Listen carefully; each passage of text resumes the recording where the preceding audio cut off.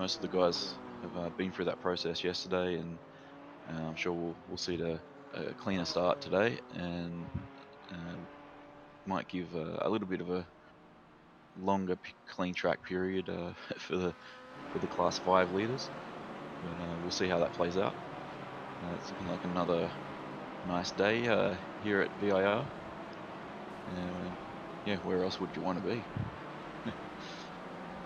I got a few places in mind, but here on iRacing, I cannot say no to VIR.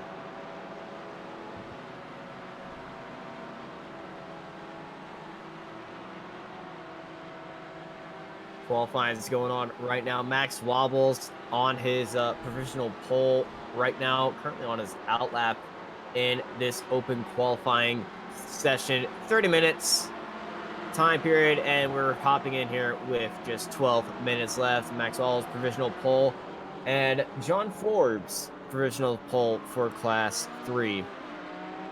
And I spotted some more Jettas in the field in Class 3 than yesterday. So it's a bigger field than we had yesterday. A few entries couldn't make it on Saturday's race, I believe. And they hopped in, and I do believe there are some more Jettas now.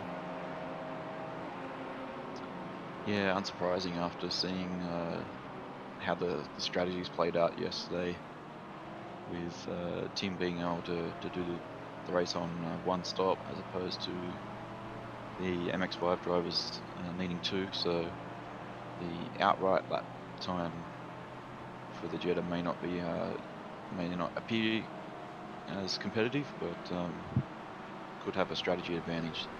So we'll see how that works out today. Tim did a reasonably solid job yesterday, but there were a few little off-track moments here and there, so maybe he can clean that up a little bit today, and there's other drivers in the Jetta that might be able to surprise these MX5 guys a bit.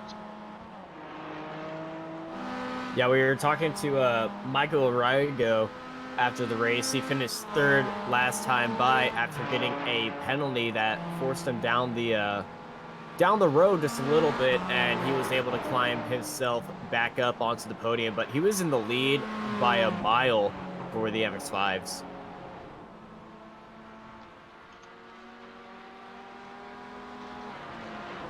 Yeah, unfortunately, that was one of the penalties we saw during yesterday's race, so we'll have to try and keep things a bit cleaner next time. And we'll see how, if he can progress back up into that podium. I mean, at the moment, he's looks like P2 in class. Provisionally, about 10 minutes left in this qualifying session. Yeah, 10 minutes around here. Tire wear, tire track, temperature. Just everything could change here in 10 minutes, especially around VIR.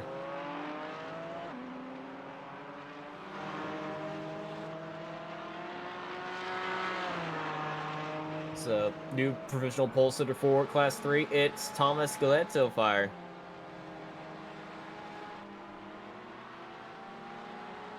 And that very, very nice. That is not Thomas. Nope, that is Thomas. Yes, yeah. I remember Thomas Gletto Fire being in a GT4, and that's why I have my confusions. Don't worry, we will get that changed very soon. And you see his name change from green to orange in about right now. Alex, always on top of it. Thank you, Alex.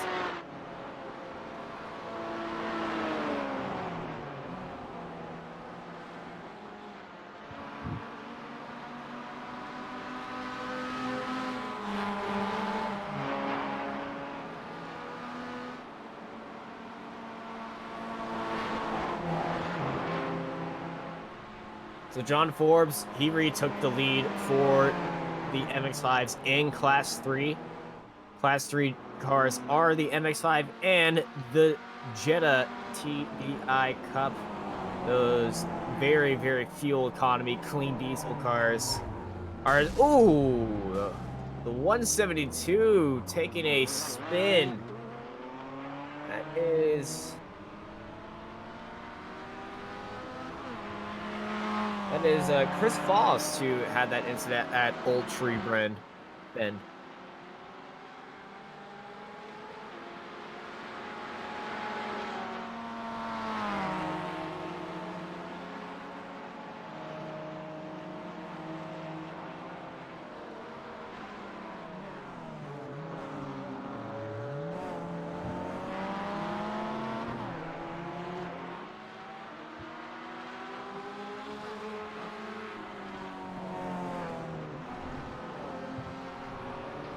Ooh, last sector is very tricky, especially that last turn. Saw a few cars going off there, especially during the race.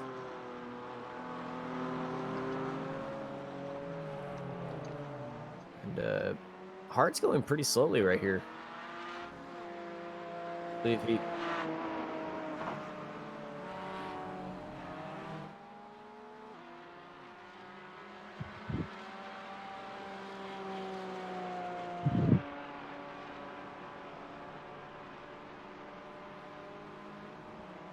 That was his out lap. That was the reason why he was going very slowly. Must have had a off-track incident and just took the rest of that lap pretty well and just saved the tire. Ooh, on the exit. Oh, Max wobbles. Well, we can know one thing. Max Wobbles surely loves putting in jokes on his cars. Yesterday was some dude's face and Patrick Star on there. Now it's a Doge. Such car, much driving, much wow.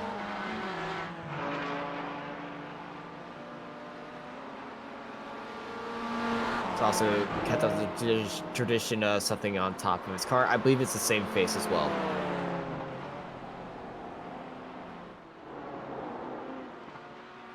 But this lap's not easy for Wobbles. He's getting a lot of traffic right here. Yeah, I almost didn't recognize Max there with the change of colour, but then I saw the face.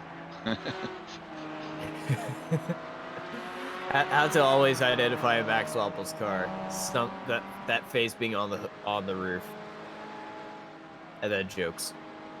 And I must say, I like this color combination than the other one. The white was all right. White base paint's kind of cool to look at, but something about blue, man, I just absolutely love.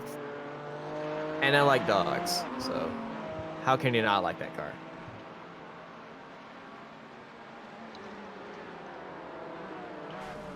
Oh, Hart's getting turned around.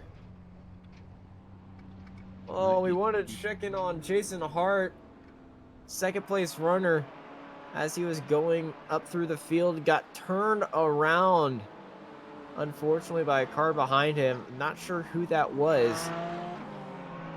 You could be forgiven for thinking this is the race, but no, this is still just qualifying. Guys getting a bit aggressive out there, trying to get their times in.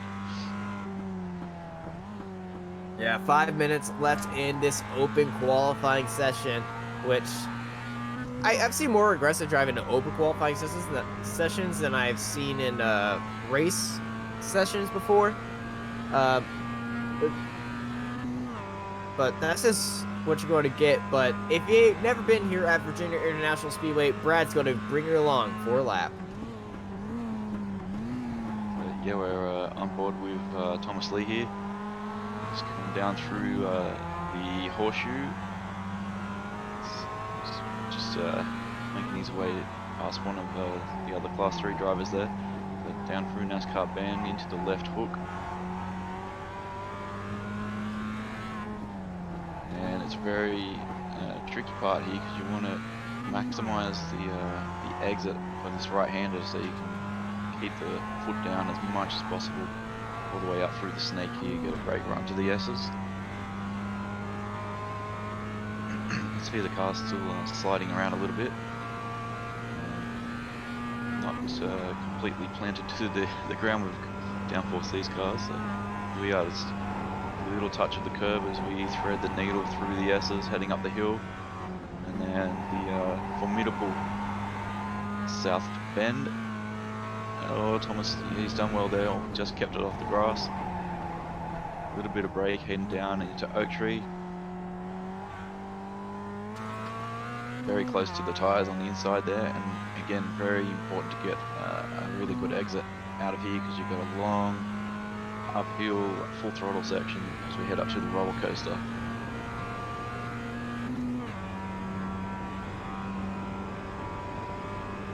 Positioning the car to the right, ready to open up the entry into the roller coaster here.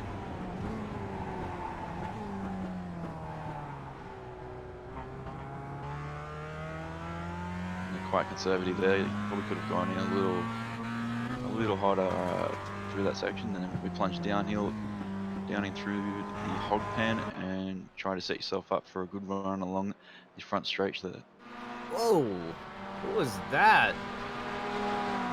As we went onto the front straight camera, there was a GT4 car that was just spinning across the grass right there. I'm not sure who that was, but it was definitely a save.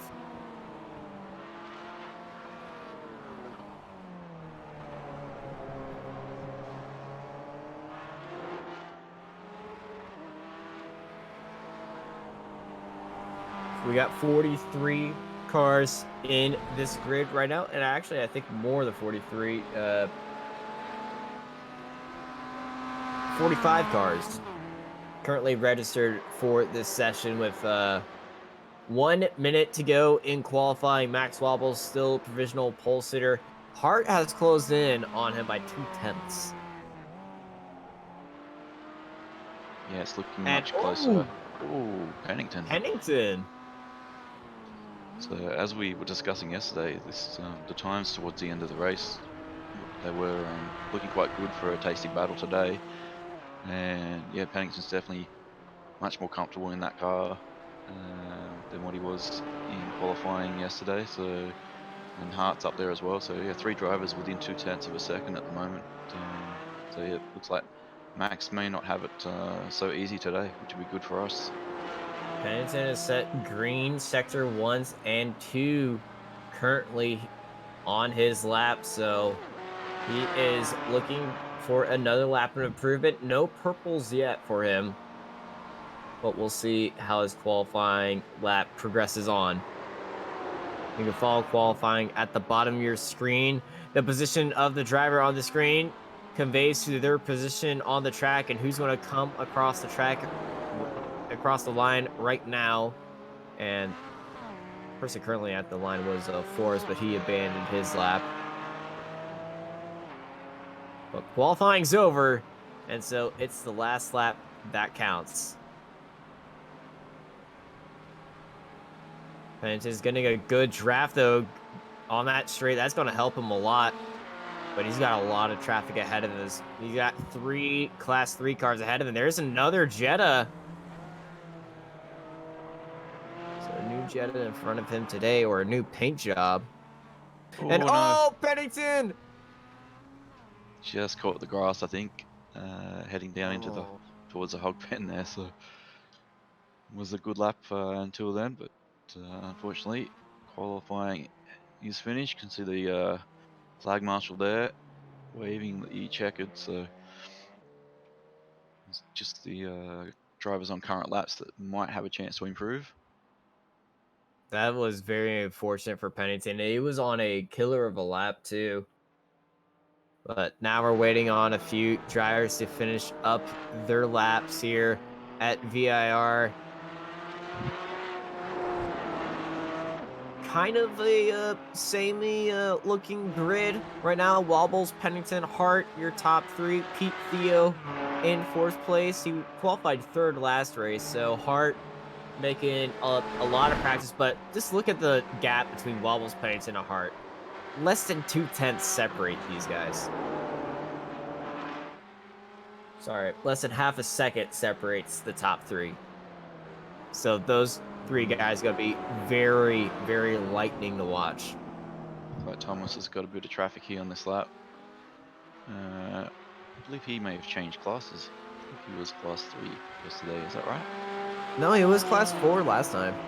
Class 5 with last time. I remember because he had that one incident with Fortenberry, I believe, last race. Yeah, sorry. Yeah, he Coming out of was unfortunately out old, quite early. Yep. yes, coming out of an old Oak Tree Bend, and then after that incident, he just never came back on track. You can see the the front end just scrubbing across the track there as the car bottoms out. It looks like he invalidated his lap as well on that run because he wasn't showing up on our qualifying software.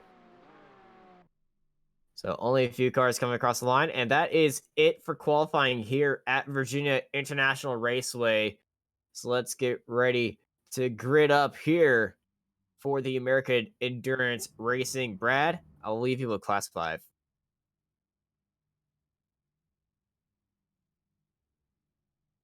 Yep.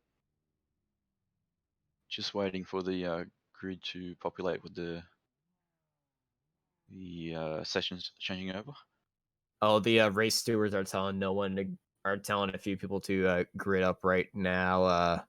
They're going over a little bit of a drivers meeting after last race's chaotic start. So, little bit of waiting. But drivers should be gridded up right now, and we should have our qualifying results. In a perfect world, we would have your qualifying results, and Here you here go. they are. So once again, we have Max Wobbles on pole, but he's got some stiff competition today. Eric Pennington, sorry, on the front row with him, followed by Jason Hart and Peter Theo on the second row. We have Rafael Torres, Thomas Gallatafore in sixth, followed by Duncan Burke, Trevor Andrusco, Chris Ferragiano, Jonathan Chevelle, Christopher Arallo, Robert Gagliardo, rounding out the top 12. Then we have Tyler Hoffman, Kayla Fortenberry, Cody Martin, Russell Van Zyl, Paul Sparta, Nafi Kuka, Christopher Bushart, Justin Foltz, Nathan Ryder, Alan Fargiano, Stephen Vasina, Mackenzie Kaufman in 24th, and rounding out the Class 5 field is Justin Usman and Kent Jones. Starting up on pole for Class 3, it is Luke Party ahead of Michael Arrigo. That top row is going to be absolutely on fire and on a blitz. They're followed by Justin Forbes, Thomas Lee, Jeff Prickdard, Tim Potter in that Jetta. We'll see if he can carry it out with maybe a new Jetta buddy. Justice Stone and Eugene McMurray in 8th place. They're followed by Peter Morton, William Kennard, Christopher Lee, Chris False, Richard Bash, Jarrett Novak, Matt Deming, Philip Moore, Felix Broadbody, Scott Bells, and Justin Tracy right behind him. And that is your grid for Class here at Virginia International Raceway for the American Endurance Racing Championship here on iRacing for the Knott's Pit Race.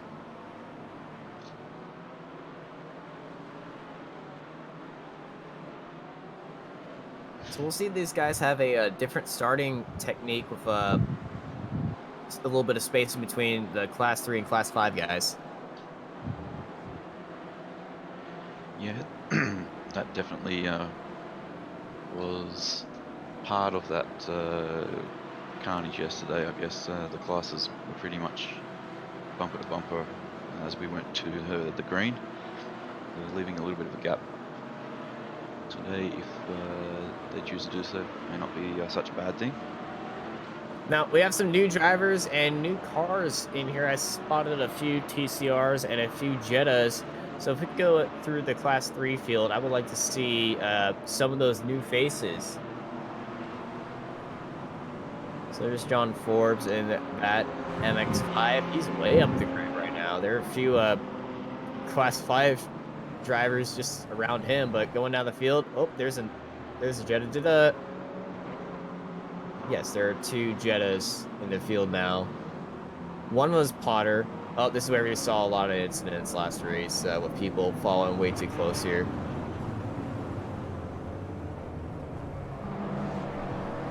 Yeah, I think the Class 3 field has only grown by 1 extra Jetta, but we've had I believe about an extra 4 or 5 Class 5 cars today compared to yesterday. So. And I was just hearing over the race control that they did limit the Jetta fuel, by the way, to even more Okay. limited to try to balance it out. So maybe lost its sparkle of shine, as some might say. Well, that'll be something to watch for. See if they've got that tank size right to force the 2-stop.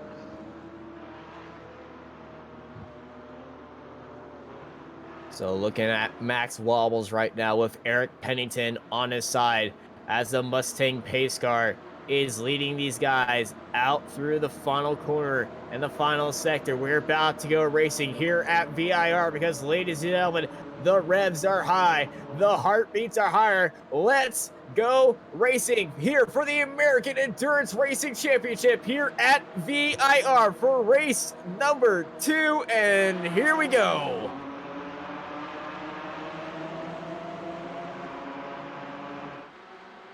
And it looks like a much cleaner start so far. No. We've got a couple of the Caymans off in the grass, one very spectacularly. Oh, another car around at the horseshoe, and this will cause some issues. My. Oh, hopefully these Class 3 cars are checking up. I just saw one Class 3 car just get absolutely turned. That was Arrigo. Arrigo's around. Michael Arrigo is around. No, yeah, he's fallen. Chaos at the start in the midfield.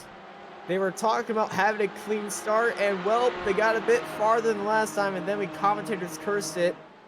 But Max Wobbles, Hart, Pennington, and Pete Theo, you're leading 4, followed by Andrusco, your top 5 in Class 5. Justin Forrest, Peter Monad, Kennard, Arsh, and Jeff Pritchard, your top 5 in Class 3.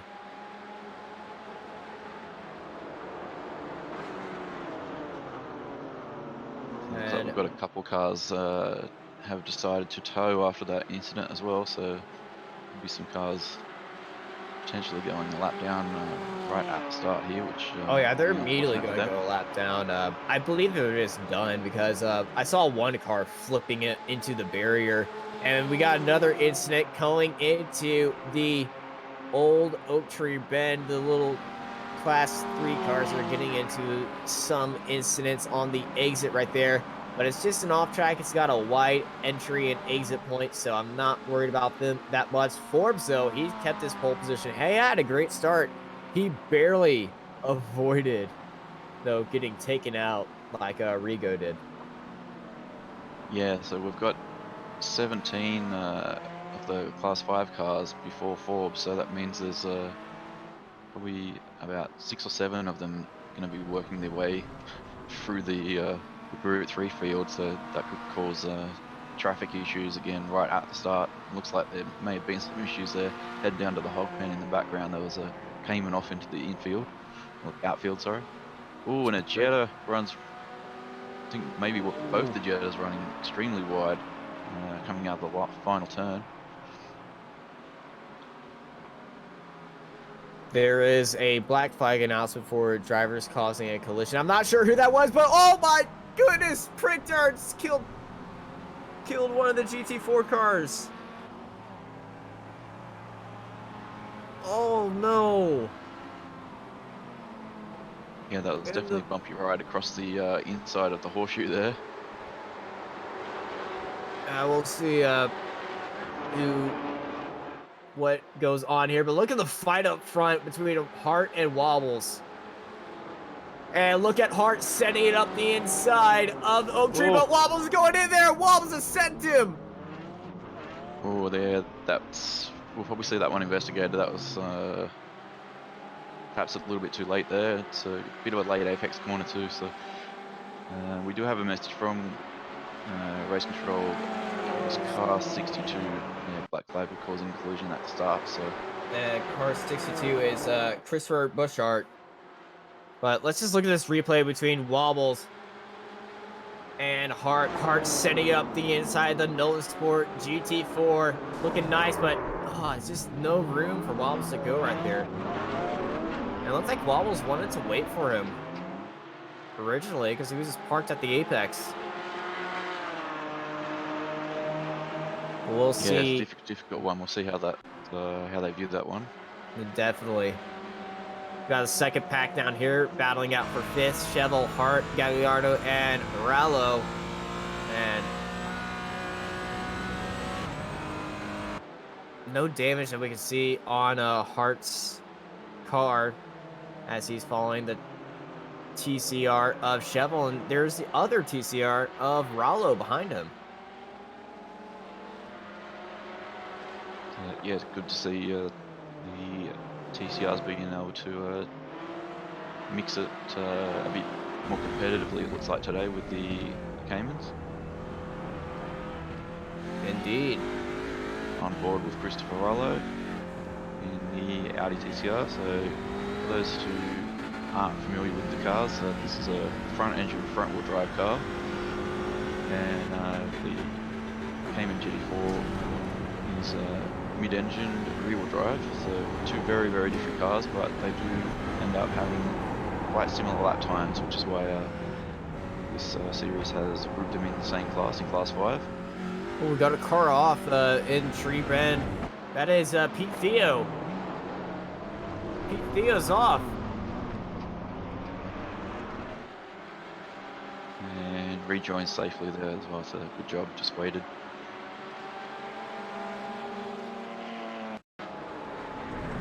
He's just lost on his own though.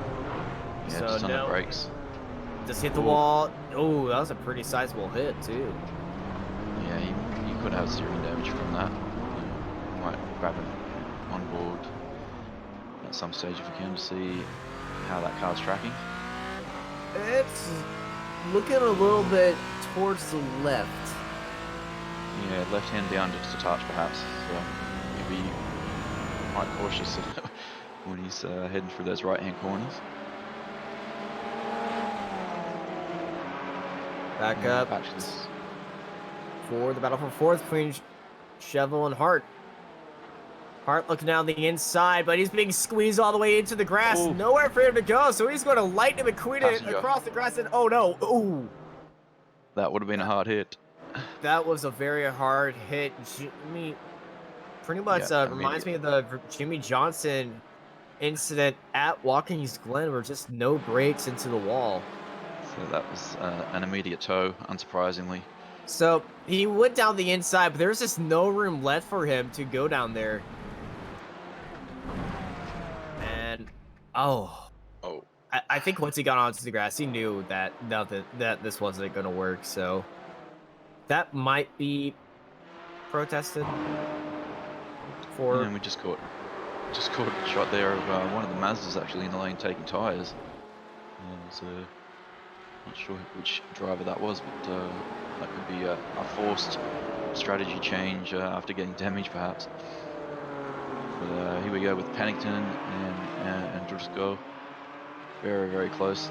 If they fight too hard, it's going to enable Max to get away. So perhaps they can just work together to try and close that gap in a little bit. We did see towards the later stages of the race yesterday that Pennington was able to close the gap to Max somewhat, so if they don't mess each other up too much fighting, could perhaps see them get back in touch, or Pennington runs deep into the last part of the roller coaster there. So car 8 has got a stop-go penalty for causing a collision at turn 2, and Pennington gets turned around by Androsco. And Pennington's hard into the wall, and he's going to tow into the pit lane. And he is not going to be happy about that. Yeah, definitely not. I mean, the only fortunate thing there is it's a very short toe, but yeah, that's probably going to put quite a dent in his podium chances.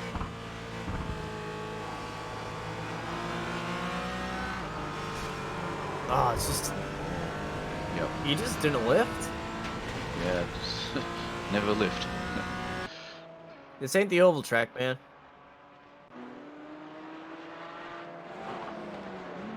So yeah, we can see Pennington falling down the order. 14th so far, and I'd say he'll keep tumbling for a little while yet.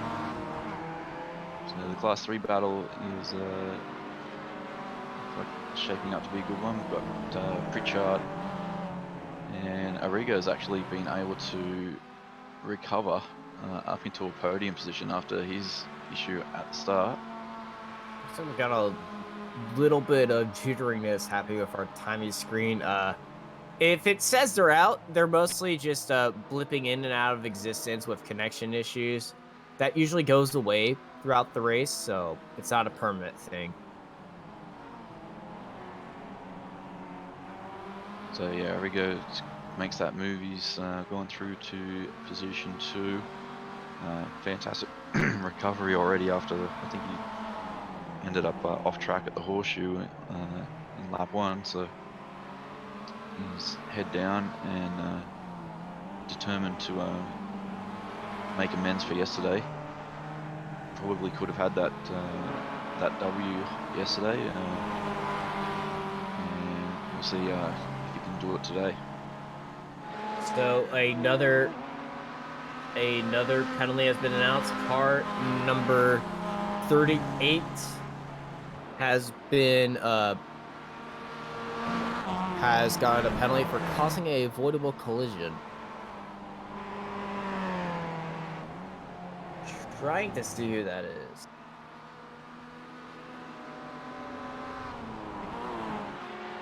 Oh, Matt Deming.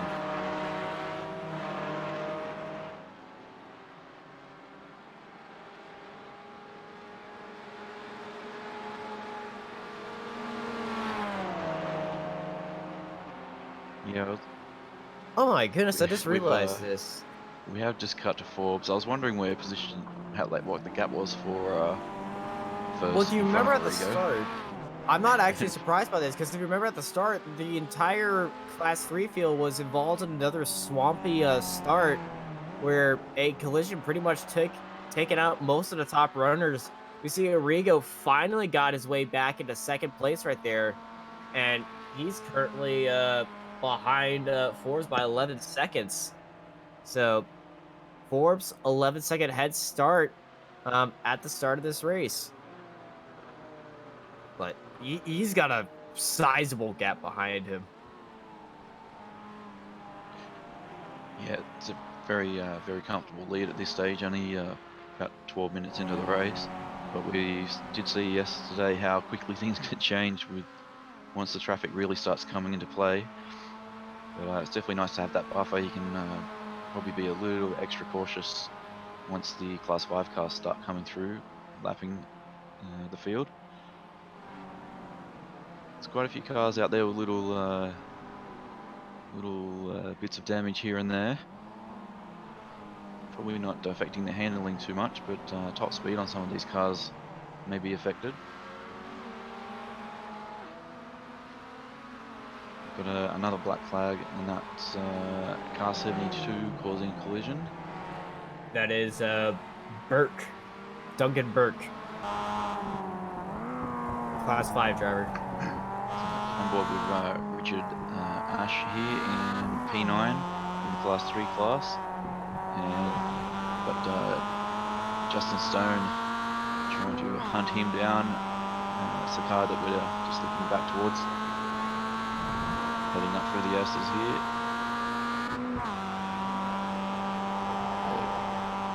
Great shot of the different lines, these guys. A little bit wide for Ash, but he's kept it in there. This corner, though, you definitely do not want to go wide on. Yeah, it's just such a flowing part of the track. It looked like he just slightly missed the apex on the first part of the S's there, and then it just it's really hard to recover once you've gone just half a car width or even just a foot or Oh, so offline. Arrigo. Arrigo's caught up to Forbes. Something's happened to Forbes because he's just slowed up a bit. He had a Yeah, he has some damage. Tesla gap, and Forbes going into the pits. Arrigo's your new leader. And yeah, he does have some heavy damage on that right front. And oh, that's a 29 car of Yeah, we're just is that mentioning Gillette earlier car? just That's 28. how quickly the lead can disappear there when traffic comes into play, and unfortunately we've just seen that eventuate. Yeah, I didn't quite catch which car that was. It looks like it was the 29, but there is no 29 car, so I think that nope, there is a 29 car. That is Usselman.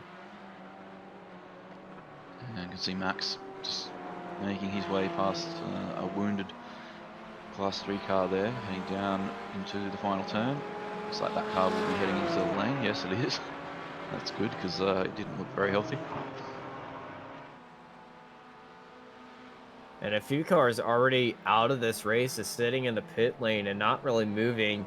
That would be Jason Hart, Thomas Fire, and Justin Tracy.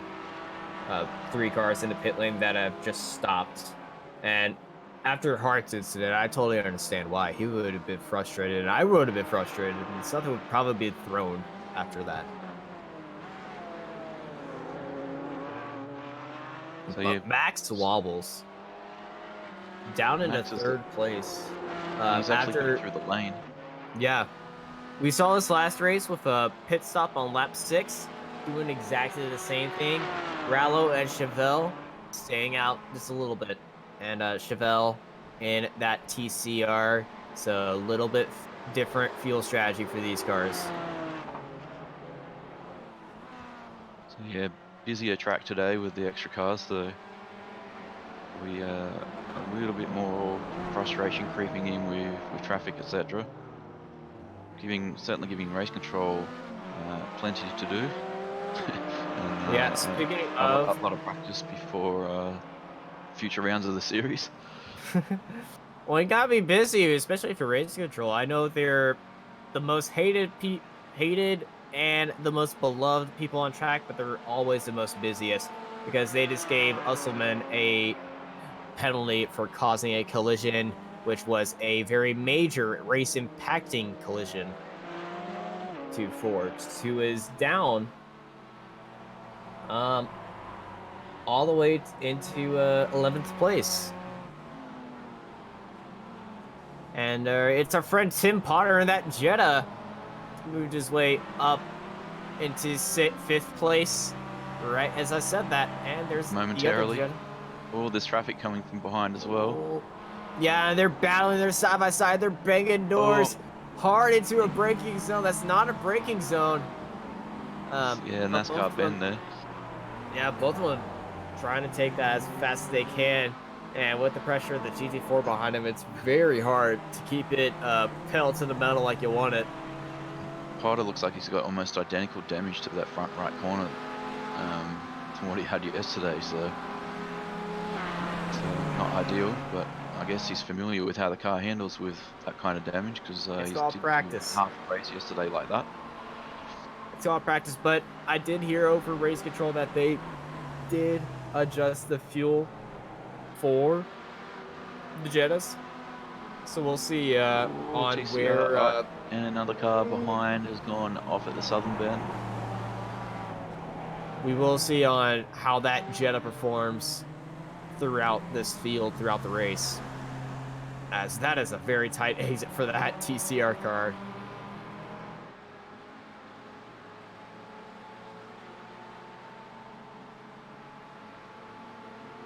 Just a quick mention of the series sponsors as well.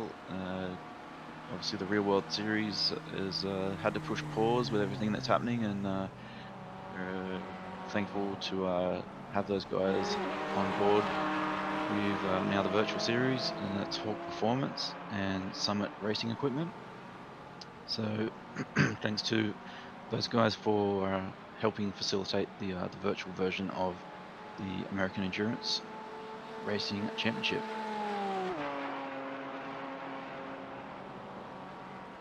So 018 and 77 got a warning they need to leave racing room after their close racing with each other.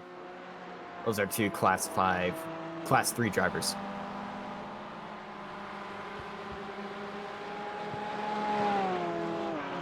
Here we are with Trevor Drusko, and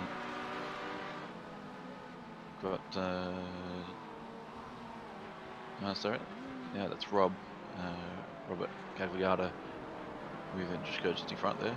My timing screen confused me a bit there because Rallo just pitted and was just shuffling through.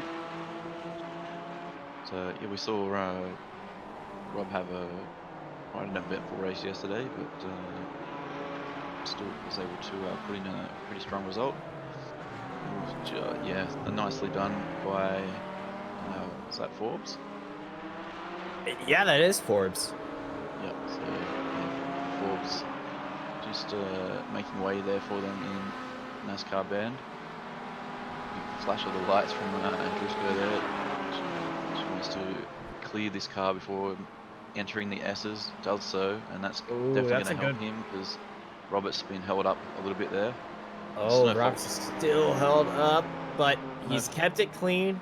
Didn't see the red mist and urgency to pass him immediately. So Gagliardo, little bit of time separating him and Andrusco, but Max Wobbles is pulling away from these guys. And if you barely see the car at the very front of this pack, at the very end of the straight, you'll see Max Wobbles. There he is. Yeah, some 17 seconds ahead now, so it's worked out to another comfortable lead as we saw yesterday. But we're still an hour and 10 minutes from seeing the checkered flag. A lot can happen between now and then, particularly when the traffic comes into play. He did have a scare down at the Oak Tree in yesterday's race. So yeah, he'll still have to be very focused, no lapse of concentration. Otherwise, that lead could evaporate very quickly. Maxwell was already flashing the lights. He's looking for a move already to NASCAR Bend, and he is going to take it right there. Let's go down to the battle for 12 between Martin Fenzi and Ferrigano.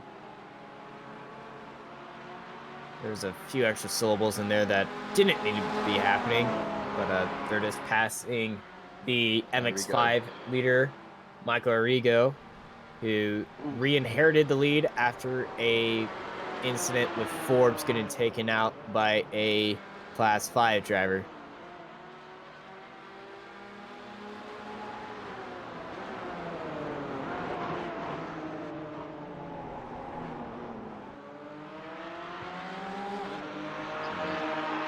These two are pretty close together on track.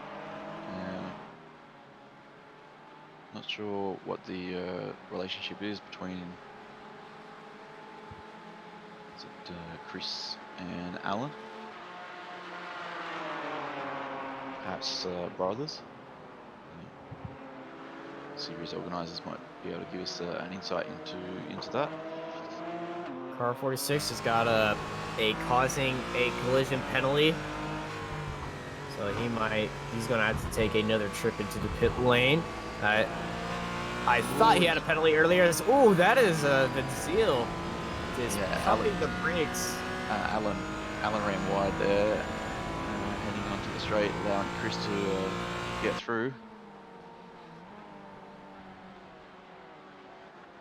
And delayed that car quite significantly.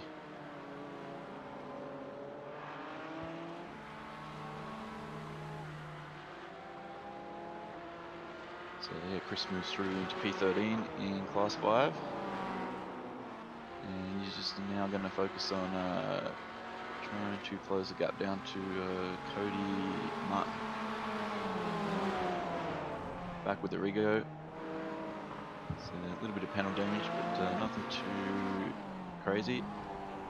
And his best lap so far is a 2:13.1, which looks to be at least a second quicker than anyone else in Class 3. So yeah, if he can just keep on track and stay out of trouble, he looks like he'll be able to stretch away with this one.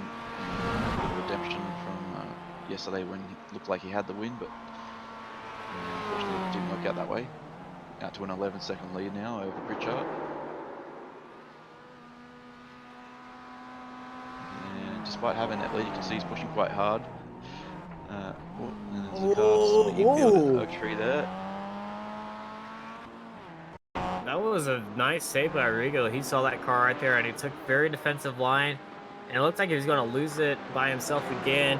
But this is Vencil. What's happened ahead? Just on turn it, just lost it, and a hard hit into the wall. And he's pulling off track right there as he sees Rigo coming by. So good defensive driving by Russell to get the car out of the way before towing. I like to see that in drivers. Do not try to cause a multiple car collision after an incident. And it looks like... No, it's not Max in the pits. I thought he was in the pits, but no. Just cut to this battle here with Pennington. So, yeah, just bear with us with the timing tree. There's a few little connection issues perhaps between servers. So from time to time that might give us a little bit of misleading information, but we'll do our best to decipher what's happening for you. But yeah, Pennington's trying to recover after that unfortunate incident before. So he's got Torres all over the rear bumper of that Cayman at the moment, and a bit of Class 3 traffic as they head down into the final section of the track. Oh, he's looking to go around the outside. That's ambitious, but it made it work. Oh, they both just cleared. Yeah, the Class 3 car kind of had to park itself at the apex there. Wasn't sure what to do, but luckily they all made their way through. So last time round, Pennington did a 2-minute flat, and Torres was about just under a tenth quicker with a 59.94. So yeah, Pennington is under pressure.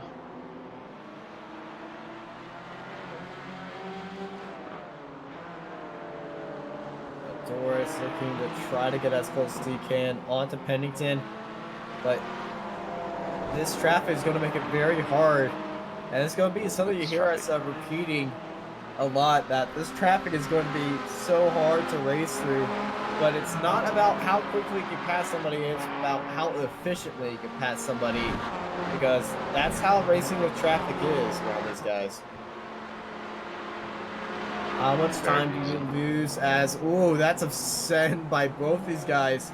Thankfully, the MX-5 driver just stayed away. Didn't want to spoil the party. As Pennington and Torres still racing, and Torres sending it up the inside.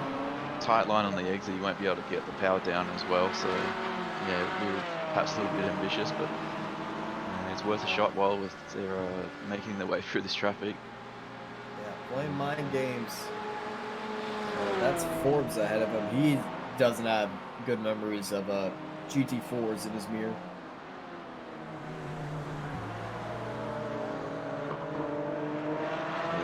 The 62 ahead there, and that's a lap down car there. It's Christopher Bushart there, just about to make their way past. Hopefully he doesn't get too involved with this. We've got looks like Potter just off on the outside there as well.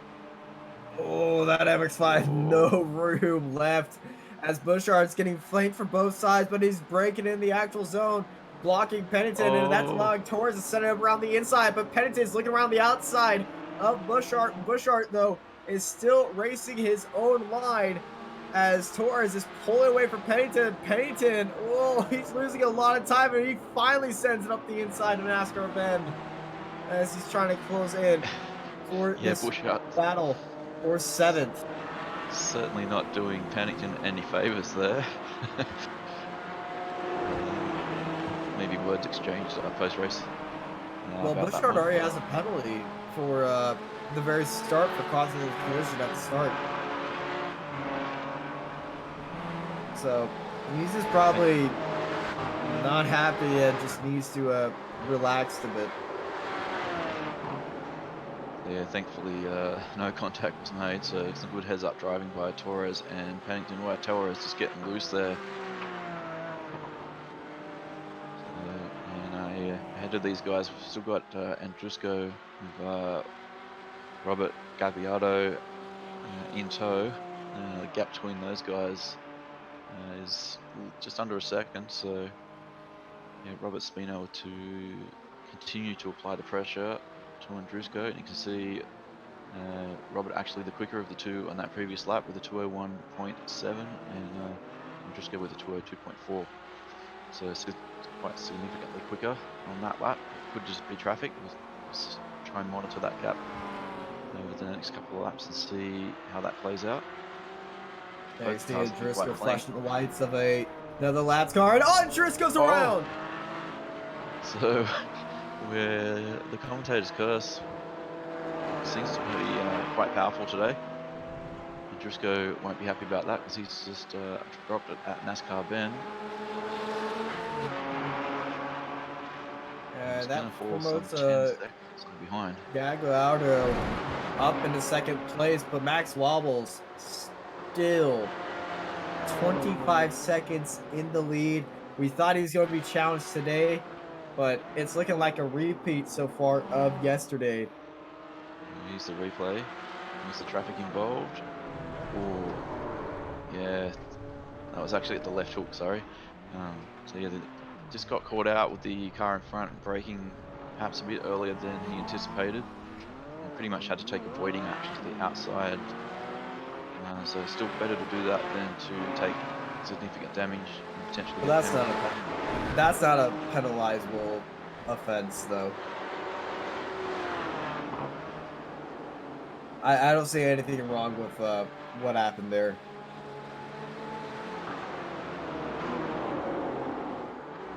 That's just aggressive driving in. Oh, Torres goes around, dipped a wheel in the grass, and he goes into the wall at Old Oak Tree. So Pennington will have a chance to relax a little bit. Those guys were in that fierce battle for quite some time there, so be able to just relax and focus on his marks. Here we are with Potter P5 in Class 3. And that's William Kennard just ahead.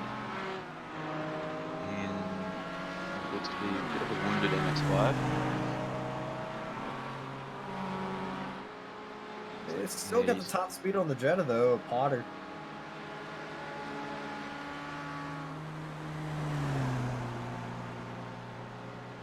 Probably not pulling away quite as much as we saw some of the cars yesterday, but he's still got enough to like maintain that gap heading up the hill towards the roller coaster. And Potter's still managing to persist with that front right damage. Well, he's usually going for that. He's usually just going for that one-stop strategy. And Kennard, though, he doesn't have the speed through the corners or on the exit of the corners with that, especially with that damage. So Potter is licking his lips because he might be making a move for third very soon. Dude's the Ford driver, though, sneaking in and spoiling the party for Potter, who is probably very livid right there at just the speed on the exit that he had compared to the GT4. But he's going to thank him right here as, oh no! Kennard goes off the track, got a little bit of a bump from... A bit of a hip and shoulder there. Yeah. There's a little bit of a hip check, to use some hockey terminology. But somebody who is seeing this chaos in front of him, that is Forbes. Yeah, that's enabled Forbes to get up there and close on these two. This car's looking decisively healthier than Kennard, so I can't imagine he'll have too much trouble down the straight. It doesn't look like he'll have to wait that long. Oh, Nice what a move into by the southern bend. Forbes. There is forceful but fair. I didn't see any room for that to work. And Forbes made it work. And now Forbes begins to charge onto Potter, who's 3 seconds up the road, as the leader, Arrigo, is in the pit lane. So yeah, we're at the 34-minute mark. It's similar time to when we saw most of the Class 3 cars pitting yesterday.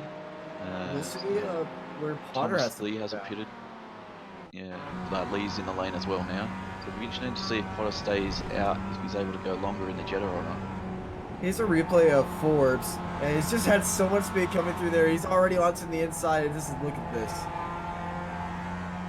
Perfection. So yeah, some heads up drive from Kennard too there. Would have been ugly if he turned in early for the bend, so he just probably had to drag the brake just a little bit longer and open the steering wheel and sort of take a later apex. And Forbes doesn't have to go into the pits because he went to the pits earlier on to this race after his incident, so he's on a different strategy compared to everybody else. And he went into pits on lap 6, so he may have enough fuel in his tank to go into 45 minutes right there, and then maybe pit, and that will be his only stop, green flag stop of the race. Outside of it is. So Potter. This is the battle Potter for the lead now. Yeah, he continued through. We had Faust, Kennard, and Lee in the lane. So the Just look at the traffic, because that is Max Wobbles carving his way through there, and Potter's on the outside. Here comes Forbes up the inside, a little bit of hip and shoulder, and they make it through there unscathed. But Potter and Forbes getting the elbows out. Potter with a bit of rallycross action through through the S's there. Well, he is driving a rally car. It's a sizable one at least. And these two are not done yet. They're still going at it. That's some good driving from the Class 5 guys, just in behind there as well. Just lifting a bit to not get involved in that, to make sure they can make it through cleanly. And they just slice their way through. Ooh, yeah. They 3 wide, and he makes the move as well. They realize what's going on in front of them. They don't want any part of it. But John Forbes, not Justin Forbes. You are not my teacher. You are back in the lead of Class 5. Pennington's been able to make his way up onto Jonathan Chevelle. The drag. Oh, this is going to be ambitious if he does this. No, he has to back out of it as he heads into the S's. But the traffic in front could come into play here as they head up towards the southern bend. Good send into South Bend. Pennington just had to be patient there. Yeah, Pennington was also involved in the incident around the start of the race. But look how much speed Pennington had coming through Old Oak Tree. But it's just not enough. The acceleration of that TCR car is just way too much for the GT4, but the GT4 has the top speed. Yeah, the TCR very strong under brakes and good acceleration in the higher speed corners. The Cayman does seem to be a bit better balanced. And closing up down here through the hog pen, and be trying to get a good exit out of there to get the run down the straight and perhaps set up a move for the horseshoe. We'll see how that plays out. 34 there in the Class 3, making their way past Christopher Lee in that car. And we have a report of a penalty for VIR going, for causing a collision.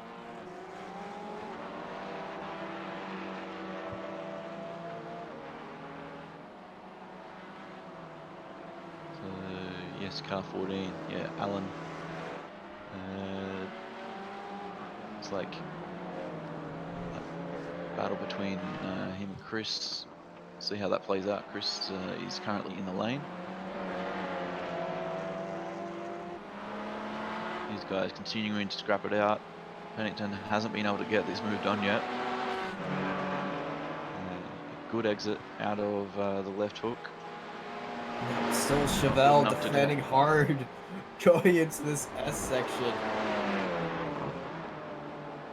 These two guys are inseparable. Yeah, it's a good demonstration of just how evenly matched these two very different cars can be. Looks like in the hands of these guys, they're quite closely matched overall lap time wise. You see very different strengths and weaknesses at different parts of the lap. So Pennington's tucked in for the toe here. Probably not going to get enough to make the move at the roller coaster. But we do have the 39 there in front. Oh, he's going to have a look.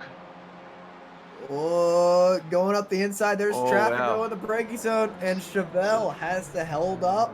Oh, This looks like Chevelle's in the grass. Yeah, going a little deep. That was some great driving from Pennington there. He had to brake late enough to try and make that move on Chevelle, but early enough to pull it up before he went into the back of the slower car there. So yeah, That car was just as perfectly stoned. executed pass there from Pennington, and unfortunately it just forced Chevelle into making a little bit of an error. Yeah, that was Stone who was that car in front of him, and it's unfortunate that he also spun as well. So just up ahead of here, looks like we've got Hoffman quite close to the back of Andrusko. We saw Andrusko in a battle with Rob Gagliardo earlier, and then he had that issue with the traffic. And it looks like Hoffman's closed up onto the back of Trevor. Let's see if we can cut to that. We are with Tyler Hoffman now. So this is for fighting for P3, so it's a lot at stake, podium position. Both guys went through, Trevor went through the lane lap 6 and Tyler lap 7, so yeah, nothing much to separate them in strategy either, so that should be a good battle to play out over the race. We've got Arrigo just making his way back through. So Potter still yet to make a stop. That's why he was out in front of Arrigo there. Oh, a lot of curb by Potter. He likes using those curbs in that Jetta. I'm not sure the Jetta's as happy about it as he is, but it seems to be working for him. And we do have the other Jetta just behind there as well. Not sure if that's full position though. It's not. That other Jetta is lapped down. And here we are with Thomas Lee. He's about 24 seconds back from that battle with Arrigo and Potter, so a bit of work to do if he's going to try and claim a podium position. He might have to hope for some misfortune from one of the guys up front. We've got Justin Stone. He's down in P6 in Class 3. Oh, a little bit squirrely. Very close to the Class 5 cars coming through there. Yeah, that was very squirrely on that exit. And Stone has already had one incident with cars coming around behind him, and he unfortunately went off track on his own that time. But thankfully, he stayed on track this time by. And I can't say much about the others.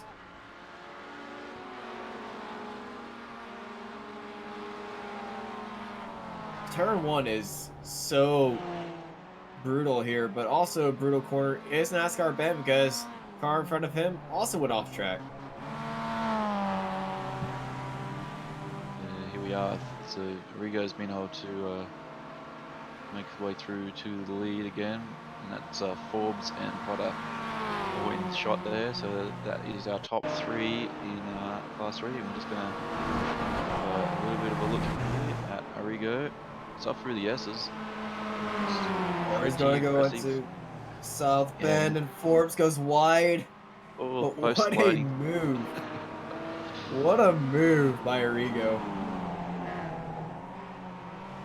So yeah, once again, Class 3 looks like we're having some good close battles there. It's quite close across the line yesterday, so hopefully we see that again. Oh no, this is Arrigo. Oh, Arrigo! Arrigo crabbing, hit and that's and- Forbes. Oh, What has Arrigo gone on here? Forbes! Forbes is involved. Arrigo's crabbing. There's a Jetta. So Potter's going unsurprisingly, into the lane as well. All the leaders are heading to the into the pits at the lane. same time. Potter's in as well.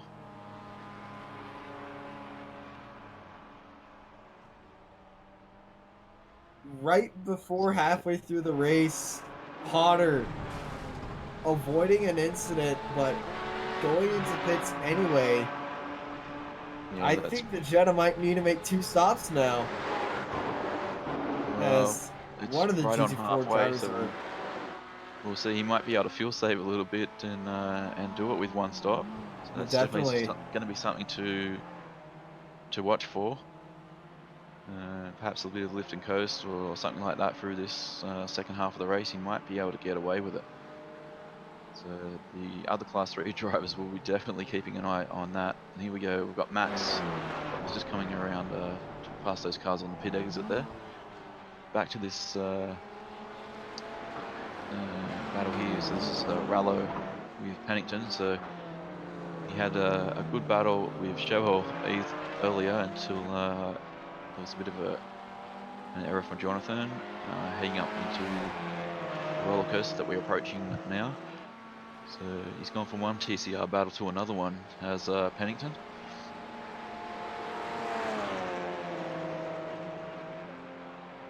So he won't be close enough to make that same move this lap around. But you can see this is one section of the track where the Cayman does seem to be just a bit better balanced. And we'll see if we can set up a good exit. Rallo's just been given a penalty. And Rallo, what is Rallo doing? Race control just gave Rallo a penalty, and I think he reacted quite sternly by driving the car off the track. Yeah, he might as have he's been serving his penalty right now. Perhaps distracted by the penalty, or he just noticed it and wanted to take some speed off that car so he could get into the lane and serve it straight away. Well, he's actually taking service at the same time, looks like, so that penalty may be added to that stop. We'll see where he feeds back out. So Max Wobbles has gone out to a 47-second lead now. So yeah, we were hoping he'd have a bit of pressure today, but unfortunately it looks like he's going to be able to take it pretty easy through the traffic from here on in. And Andrusko, he doesn't have it quite so easy. He's got Hoffman less than a second behind here, so good fight for podium positions. And Tim Potter has been given a penalty for causing a collision. Well, that's definitely not going to make that one-stop strategy work anymore, because that will be another trip down the lane, I would imagine. Yep, but he will make it to the end on fuel this time. But that is very hurtful for Potter, because that unfortunately gave him a penalty. I'm not sure which collision it was, but he's not going to be in contention for the lead now.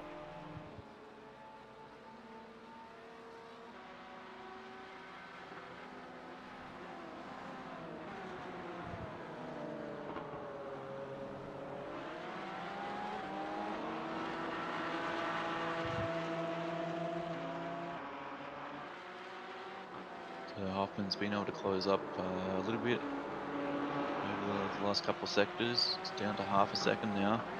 Druska is going to start feeling that pressure with the Cayman behind getting a bit larger in the mirrors. And just looking at the lap times last time around, Druska was actually just marginally quicker, only a tenth. But for this first sector, Hoffman's been very, very strong. It's down to 3/10 now, heading up through the S's. Ooh, a bit of a bounce there over the first curb. Oh, and Druska gets a little bit more curb than probably he bargained for on the exit there.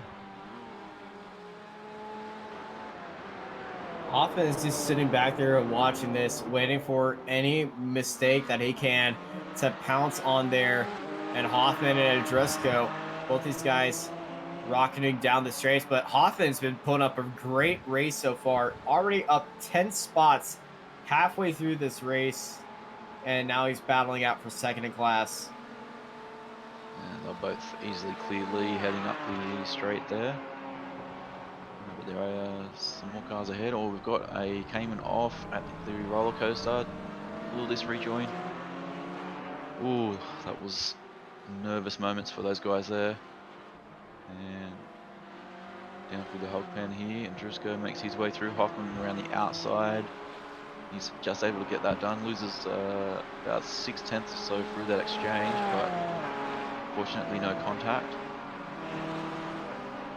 Yeah, fortunately no contact from track rejoins, because that's the worst kind of contact. When you see a car off track that he rejoins the track at a 90-degree angle, oh, it's never a good moment. So Rallo, we saw him come into the lane there earlier and take service and potentially that penalty at the same time. He fed out just behind Justin Bolts, and he's just been able to make that move back up into P8. So he's trying to recover a bit after that penalty.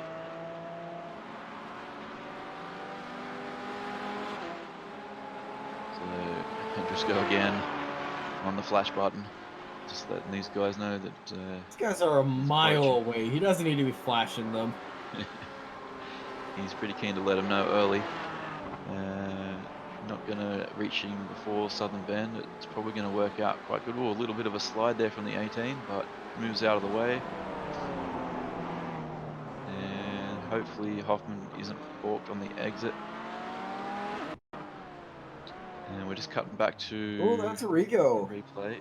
So I believe this might be that earlier footage.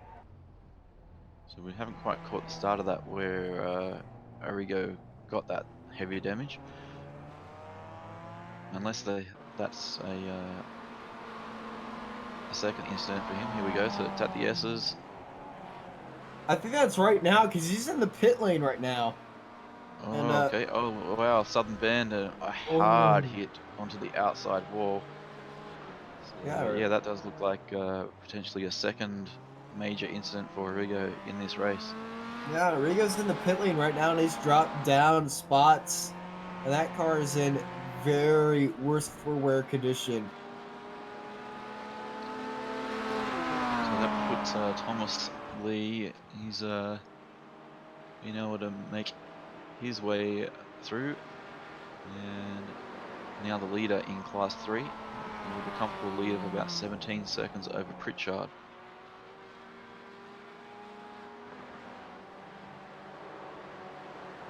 So there's Pritchard in the other Jetta.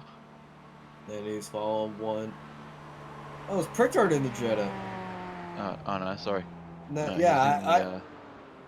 yeah, I he's in the wouldn't F5. think That's a Pritchard. lap down Jetta there. And then we've got Justin Stone in position 3 in Class 3. He's a further 13 seconds back on Pritchard. And Forbes is 11 seconds back from him. So it was all quite close there for a moment, but that carnage that we saw heading through the hog pen and into the lane broke that battle up that we had, unfortunately, for Class 3. And shuffled the order a bit, especially with Arrigo having his further troubles. Looks like he's been able to get out of the lane now, Arrigo. And we cut back up just to recap on Class 5 and the overall positions. So Max has continued his domination. He's gone out to 51-second lead now. Seeing him just be as cautious where he needs to be, but still quite purposeful when he makes his way through the traffic. If he's able to do what he did yesterday with the traffic there, he won't have too much to worry about, especially given he's got a bigger lead today. Might just jump on board here for a moment and have a look at how he deals with these cars ahead.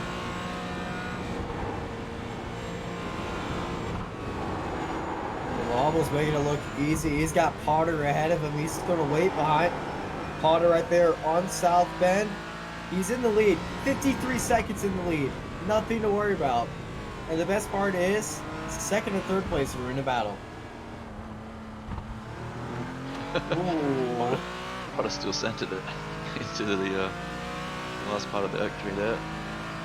But Max, again, it's just a good demonstration of why he's able to build that lead. It's partly very consistent fast lap times, but it's also that heads up driving for the traffic. You kind of saw what was happening, just opened the steering wheel a little bit, waited to get onto the throttle. Very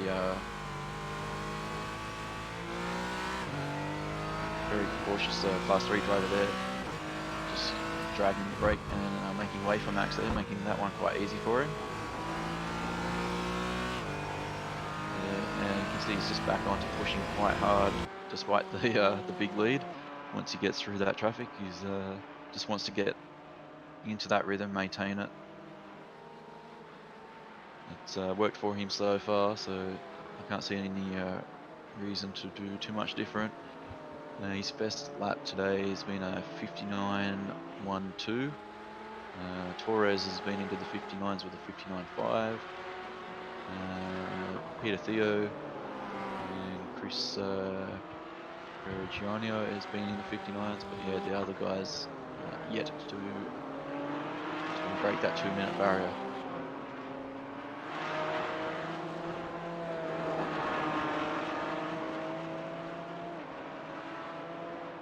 So yeah, Hoffman's the man in P2, and with that issue with Andrushko earlier, that battle went out to about a 10-second gap, and it looks like that gap's been pretty consistent since then.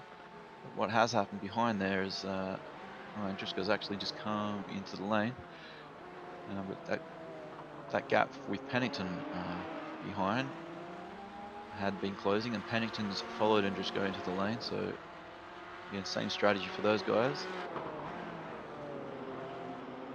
But yeah, Pennington had been closing that gap a little. We'll see how they come out of the lane, whether Pennington's able to jump Andrushko. But yeah, Tyler Hoffman doing a great job holding down that P2. Obviously doing a good job through the traffic as well. His car's looking very clean. Always love seeing a clean car, especially for the second place car. Ooh, a little bit cars off the track right now. Drama at the left hook. This is the battle for 7th in class. Well, this was the battle for 7th in class until a little bit of an incident where McMurray went off the track.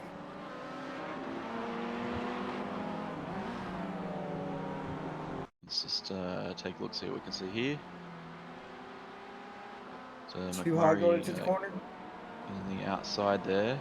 Oh, muy caliente into the corner. Oh, But he not just too much, just a little bit of lukewarm. Yeah, McMurray just kind of got scared off, just onto the edge of the grass there a little bit, and just had to slow the car down a lot so that it wouldn't completely rotate. And here we go, so we've got Felix Orodati. It's like a bit of front end damage for him there. Rigo back on track after his misadventure at Southern Bend. Lengthy pit stop. He's on P12, so some 6 or so seconds behind this battle here between the 31 and 30. It's Peter Moore in front of Felix there. Peter's car's looking pretty good. Doesn't seem to be any crease panels on it. Oh, well, he might have had just a little bit of a nudge there though. Wow, that's a and you were forceful saying? move. A forceful move from Felix. Not sure if Philip will be too happy with that. Perhaps a little bumped past there. Unsettled his car on the way into Southern Bend. I don't see really any damage on that car, but that might bring up something in the stewards' inquiries. Yeah, I mean, it's not. I mean, it didn't send him off the road or anything, but the pass, I would say, was definitely facilitated by unsettling that car in front. So, Poor Hadi is just charging through the field right now. Yeah, despite that damage, I mean, the front of his car's not looking great. The top end speed of that car, I would imagine, would be affected. Again, we see Potter just absolutely murdering that curb down at the hog pen. I don't know how he hangs onto the car like that. He's just always cornering there on 2 wheels. So a bit of stunt driving in the Jetta, and he's trying to recover after the penalty from before. He's holding down P9 with Felix having just taken P8 away from him. Now Philip Moore looking wide again on turn 1. There's Arrigo. Max is coming through to make his way through this gaggle as well. Now last lap for Wobbles was 2:38 because he just went into the pits 2 laps ago. Well, no, he actually just went into the pits and now he's back on racing. 49-second gap to no, not 49. 7-second gap to the car behind him. Moore's been under attack for consecutive laps here, unfortunately for him. He's run wide into the S's there. Arrigo, oh yeah, that's upset his line on the way in, and it's very hard to recover after that. He's done well to pull the car up, so not to lose control. Oh! Ooh. Wow, that was very, very interesting. That was final destination right there. And, Moore is slow. I guess he just didn't get off the. He's not getting on the throttle. He got a little bit of bump. I think he might have been serving a slowdown, perhaps, after where he went off at the S's there. But that's not the ideal line. Serving that penalty if that's what he was doing. So here we go. This is Justin Stone. Oh! He goes for a wild ride into the beautiful infield here at VIR. And here is Rallo. So back to live pictures. Yeah, he's into the roller coaster. Sort of throws it in there a little bit of a fleet turn in there. Man, looks like we've got a few battles going on in the Class 5 right now, as Hoffman heads into the pits ahead of everybody else. Well, was ahead of everybody else except for Wobbles. That's why he's in 2nd place. Yeah, so we'll see what the gap is after he comes out with that, and Driscoll and Pennington. Pennington actually lost out during that pit stop cycle. He was about 7 seconds behind Driscoll as they went into the lane. He's now 12 seconds behind. So Trevor came out on top in the battle with the pit crews there. Perhaps Pennington had a little bit of damage that he wanted to get repaired. So just checking in with Max again. That lead had come actually down a little bit. It was out to 50 odd seconds before, down to about 45 now. Sure, that's not going to concern Max a great deal at the moment. We're just under half an hour left in the race. Yeah, big thanks to Hawk Performance and the other sponsors here at American Endurance Racing. Been a all right race number 2 so far, and I can tell you we were looking at the race 1, and the last 30 minutes was the most exciting part. So I'm excited to see the fireworks fly here at VIR. Yeah, there was a period yesterday where it looked that things settled down a bit, but then there were quite a bit of unexpected moments in the final half hour. So I'm sure the leaderboards could still shuffle quite a bit yet. So Lee, he's gone out to 45-second lead in Class 3 as well over Forbes. Then we've got Kennard in P3, and then Faust, and then we're riding there with Richard Ash. So here's Lee in the Helix MX-5 down through the roller coaster, putting on a similar display to Max Wobbles, both with very comfortable leads in class at this stage, but still be quite nervous whenever they get into those traffic situations. When you see a car coming back onto the track like that, the heart rate will go up a little bit. Yeah, and I kind of want to see this lap through Lee's eyes, so we might take a on board with Thomas Lee right now. Oh, looks like he might be having potentially little connection issues. We'll see. See how we can stick with him here. So now through the horseshoe. Obviously, we've just had a couple of those Class 5 cars make their way through. So yeah, you can see the traffic ahead of him.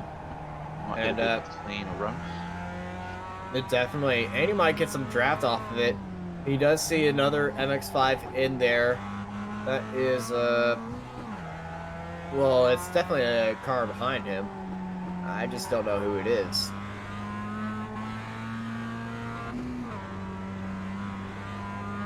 Yeah, he'll be putting a lap on them, whoever it is. Making his way up through the S. You can see a little lift there to facilitate the Class 5 car going through. So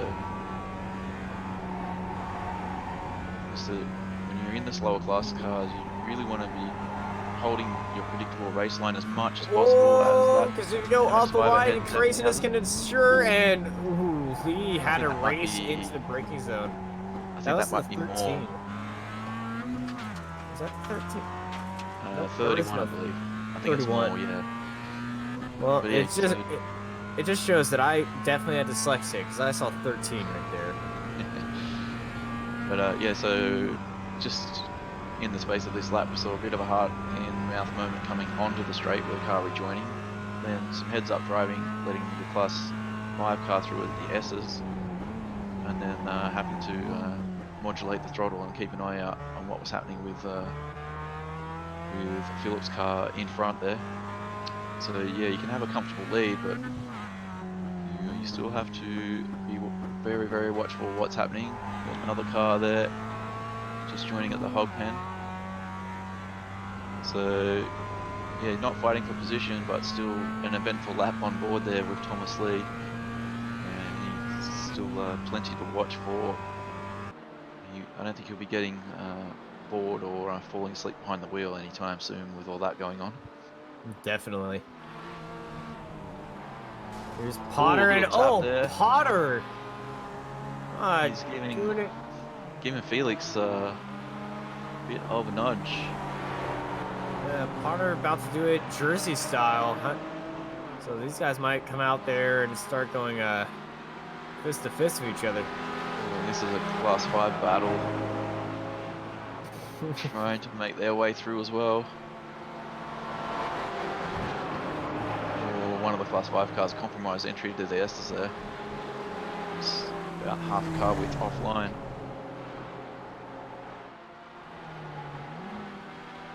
And those three guys are definitely upsetting this fight between Potter and Rodadaddy. But Rod might be, Felix might be a bit happy that that was happening, because if you just look at his car, it's not looking the best. Yeah, he could definitely use a toe in the straight line here. So he'll be trying to hang on to that Cayman ahead as best he can. So Potter was right on his bumper literally as we cut to this battle, and now he's back 1.3 seconds or so. So a little bit of breathing room for Felix.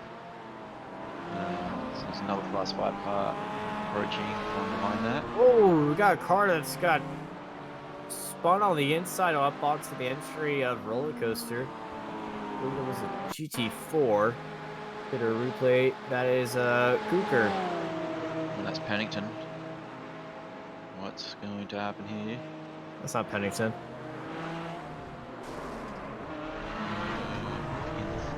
13. It's Andrusko, sorry. Yeah, Pennington is around the Hesketh car. Yep. So Andrusko, just a bit of contact there. Back to the leader of Max Wobbles. He's sitting in the draft of the 72 of Burke. And he's got a good old toe right there, pulling away from the rest of the field right now. Not showing any urgency to get past Burke, but he's going to send it up the inside right here, or just try to avoid any incident. And he's just going to swing it around the outside. Side by side through the roller coaster. Never a dull moment. There, that is Fotis ahead of him now. 12th place. Oof. So we've got Hoffman's up 11 places. Mackenzie Kaufman is up 11. And he started right towards the back of the Class 5 field, but he's managed to make his way up to P13. Yeah, Hoffman's got the biggest mover award so far, up 11 spots. I know Kaufman also did it as well, but Hoffman, he's in second place.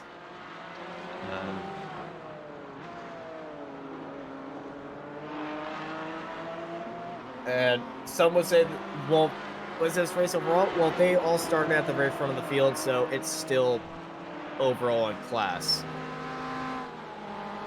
So same thing.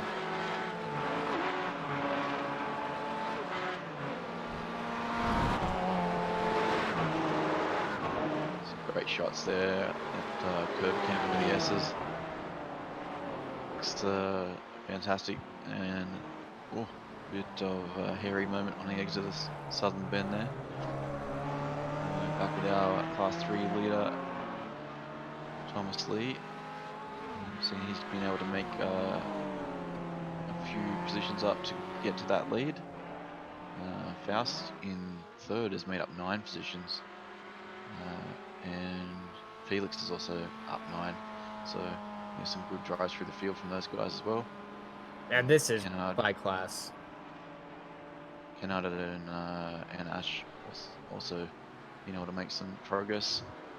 That's a position gained in class. The overall position gains are obviously a bit higher because we've had a bit of attrition in the Class 5. Yeah, if you want to know how many cars are driving right now, it's 34. We started this race with 45, and oh, Lee's around! Lee, yeah, that was very awkward. The exit of the horseshoe there. Hopefully not a lot of damage. Definitely won't be impressed by that. Still obviously that comfortable lead. We'll see if he's avoided steering or suspension damage there, that'll be okay. And we've got, I think that may have been the car involved. They're just pulling off the infield. Probably admitting he was wrong, and I think that he's was still there. 325, which is Nuffy Coker. Walker.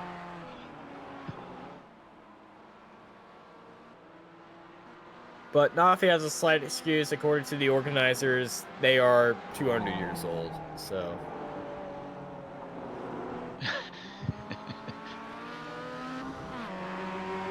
Which I believe these guys love to have a bunch of inside jokes throughout the grid.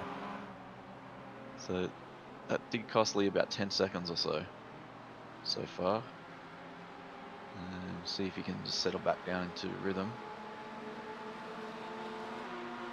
He might feel like he has to make a trip through the lane, perhaps. He has only made the one stop, so if there is a bit of repairs to do, he'll be able to take that at his scheduled stop instead of making an extra trip down the lane. Forbes behind has actually been through the lane twice. Quite a few of the Class 3 cars yet to make a second stop. And again, we're approaching the last 15 minutes of the race. So it's a little bit different strategy from some of these Class 3 guys as opposed to yesterday. Yeah, Did see a lot of them hit pretty much right on the half-hour mark and the hour mark. Lee went into the pits on lap 15 and pretty much double that time right now. And just that 325 car that we were talking about, as he went into Lee, just got a black flag. So yeah, confirmation of that. It was a little bit awkward, but yeah, just looking at Forbes here, P2 in Class 3. Been doing a pretty solid job. Last time around a 2:15.2. His best lap's 2:14 flat, so about 1.2 seconds off his best lap at the moment. But, obviously, these guys' laps will fluctuate a little bit depending on how the traffic's flowing with the Class 5 guys coming through.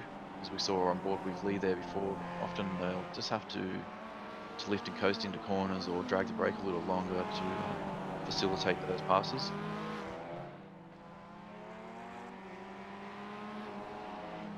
Forbes just letting one of the TCR guys by, sitting in second place, 36 seconds to Lee ahead of him. Forbes went into the pits on lap 19.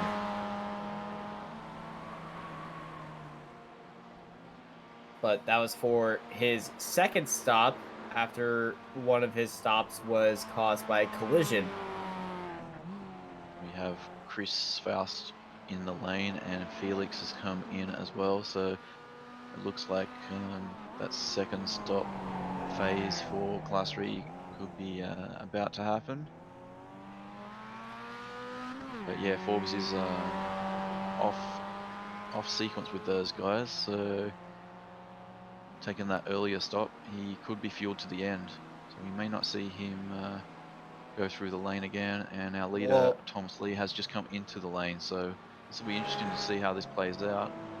He's hitting 19 laps of stint this time by, and Lee just passed about 17 laps of stint. So these guys equal numbers of stints, but they're definitely going to be short pitting with this fuel amount. You see Lee not even taking tires.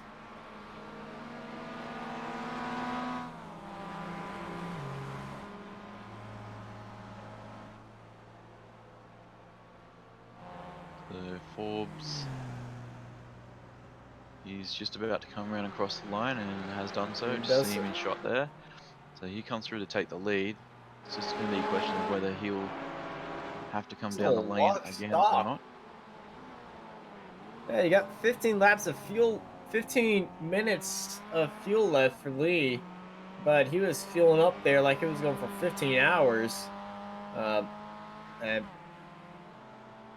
with yeah, unusual. He went in there with 15 minutes to go, and well, these guys' laps are about 2 minutes a time, and I'm doing some quick maths. That's just about 8 laps together, 7 to 8 laps. It's in the middle of there. I would go for 8, maybe 9, just to be safe in case the guys go for an extra lap at the end like we did last time. But that's giving Forbes a 20-second gap. But does Forbes have the fuel to make it to the end now? Yeah, he may do so on that different pit stop cycle. We'll see. If he doesn't, it'll be a short stop anyway, providing he gets that fuel fill right. Oh, that's a close moment in behind there for Forbes might be slowing up a bit just to save fuel, because if you look at the gap between Lee and Forbes, it is dropping like a rock. So 20 seconds at the moment, so yeah, we'll keep an eye on that. We just had Kennard through the lane as well, so pretty much all those guys up in the top 5 or so, including Arrigo. He's had to stop out of unusual sequence with his incidents, but I wouldn't be surprised if he's filled to the end. So yeah, the other ones Same lap should as all be okay. Forbes. So we'll see. It'll just be whether Forbes and Arrigo can make it through to the end without having to do a splash. I feel like they're definitely going to need to be doing a splash. Oh, And going That's off a track, big and that's moment. so close. Oh, nice save in the end. Definitely hard in mouth moment for Arrigo. Hard mouth one for Kennard and Kennard's team too. Kennard getting right on the back of Rigo, and are they bump drafting? This is for position as well, so that was Yeah. position for Arrigo, and Kennard is not wanting to give it up, trying to get the toe and get side by side, not run up to the roller coaster. Yeah, He's Kennard looks like looking he's got around the the momentum to get outside. this done. That will become the inside. But who's going to be the last rate breakers? Arrigo sailing past, and he's sailing away into 4th place. What a move by Arrigo. Throws it in there and then immediately blocks the inside. That was beautiful. And oh, Kennard's off the track. Could be an awkward rejoin there too. Yeah, Just that's have another look at this move. Well, let's get a replay on board Max Arrigo. Sitting on the roll bar, and here comes Kennard going to the brake zone. Who's going to be the last last break? And it's just going to be Arrigo right there. And oh my goodness. That was lined up to perfection.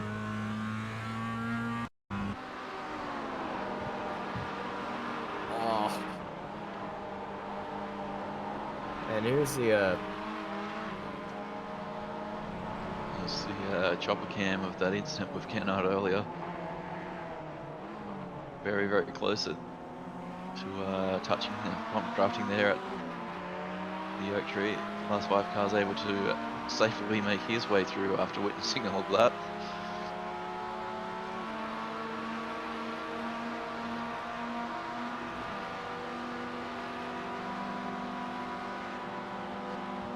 You see just how close this was with Kennard as Arrigo cuts across. Oh, there must have been just a slight trait of paint there, if not just millimeters in it, and then again at the exit. It was close, definitely. So we're about 9 minutes left, and it's like got oh, that's wow, that was great avoidance there. Avoided Faust. Who is that in the 39? That was Faust. Justin Stone. Yeah, that was Faust, who had recently pit. A replay of what's happened to Faust right here. You can see that. Oh, he just got into the grass. And yeah, excellent save though. Yeah, did well to keep it off the wall, and equally well done by Stone to not get into the back or the side of that car there. So yeah, we've got McMurray and Ash battling here. McMurray sending it. He's just been able to get that move done. So that's Ash in the 5 there. Not McMurray. Yeah. He's looks like immediately pulling a gap. Just look at the lap times previous time round. Yeah, Ash was about nearly 3 seconds faster than McMurray. So looks like he's just recovering from some troubles earlier in the race. There's so many cars today, we haven't been able to keep track of the story for everyone, unfortunately. Cody Martin, we've seen a little bit of him. He had that heart in mouth moment just before with the guys in front, and he's trying to get something done with Paul Sparta here. This is for position, so looking for a top 10. top 10 and bragging rights. Bragging rights are always worth fighting for. And we've got our race leader, Max Wobbles, just in the back of the shot there. He's about to come through on these guys to put another lap on them. Only 5 cars on the lead lap at this point in Class 5, so yeah, Max has made his way through a majority of the field with that 52-second lead.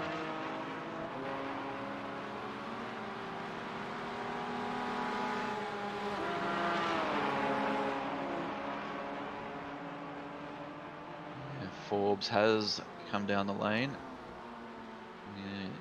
He's exiting in P3 from the looks of it.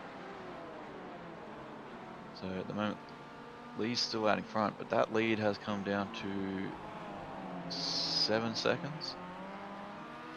So yeah, that's a lot closer than it was before.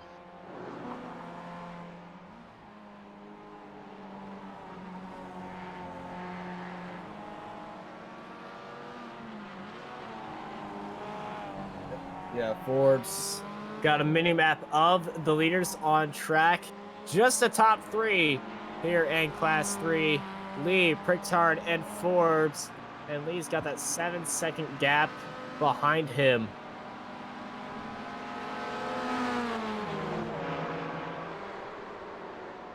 I would say the surprise in this group would be Prickard.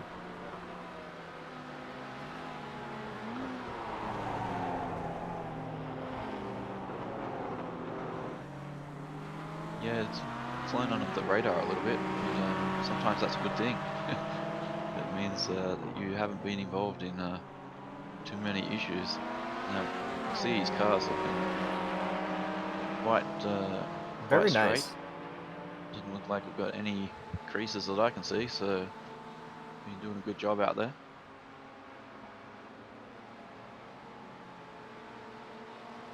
It's nice livery he's got on that one as well.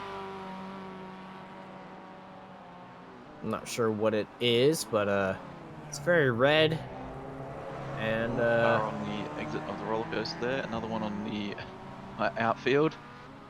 The 42.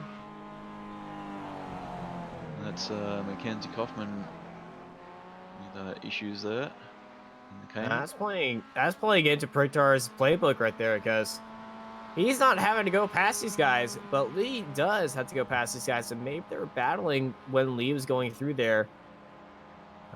Because you never know what cars are doing. You can just see Lee up there lapping Potter in that Jetta and 2 other GT4s. Gap down to 8.5 seconds. So we have 3 minutes of racing left here at Virginia International Raceway for the American Endurance Racing iRacing Championship. And Max Wobbles, look at this gap. The entire field. He's lapped the entire field except for the top 5. I think he may have set himself a goal of getting a 1-minute gap for this race. He's out to almost 57 seconds now. Well, he just needs 3 more seconds, and then he will pass Hoffman. And Hoffman just came across the start-finish line.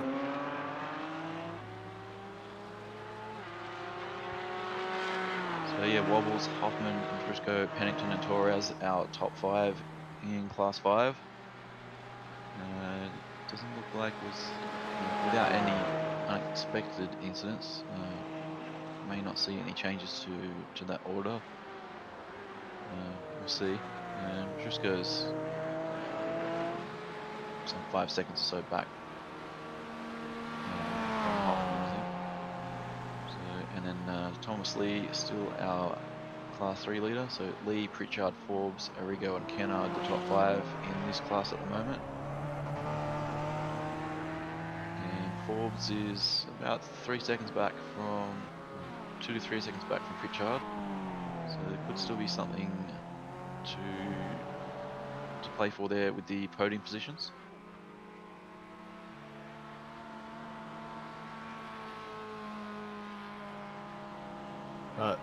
Pritchard is falling away from Lee. He just doesn't have the pace to catch up with him.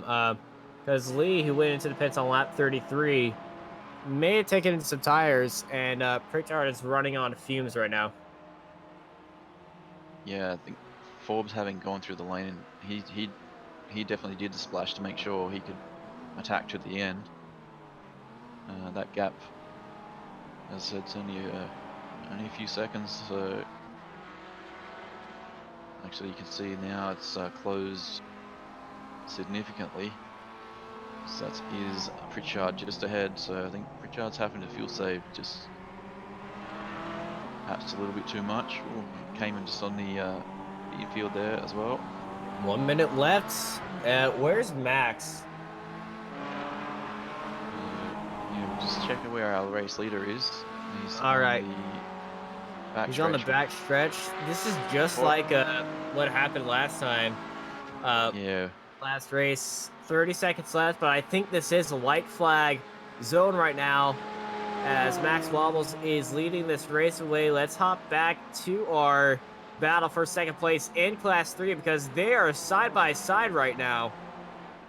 Because Forbes and Pritchard nose to tail, and Pritchard's got him. Pritchard is still ahead of Forbes, but Forbes closed in on him. Who's gonna have the better agent coming out of Oak Tree Bend? just while we're watching that battle, we just had race control with a late black flag penalty coming through for car 901, which I believe is McMurray. And yeah, it's he's going just to coming through. be Wobbles taking the victory here at American Endurance Racing for race number 2. No, that's a white flag, I believe. No Wi-Fi? It was at the line, so. Well, we're going for another lap here. Yeah, it was very close like yesterday. He's managed to Oh, take look us at on the another switchback lap. move by Forbes! Yeah, that's got that moved on in the roller coaster there. Just as we were checking whether we were going to do that extra lap.